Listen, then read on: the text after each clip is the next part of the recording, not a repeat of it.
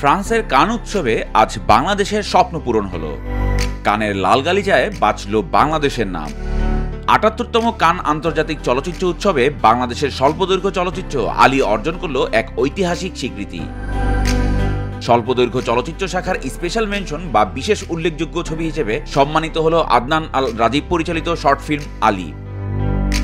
শনিবার উৎসবের সমাপনী দিনে যখন এই ঘোষণা এলো, তখন পুরো বাংলাদেশ যেন এক নতুন গৌরবে উদ্ভাসিত। এই স্বীকৃতি শুধু আলী টিমের নয়, এটি বাংলাদেশের সিনেমার জন্য এক নতুন দিগন্ত উন্মোচন করল।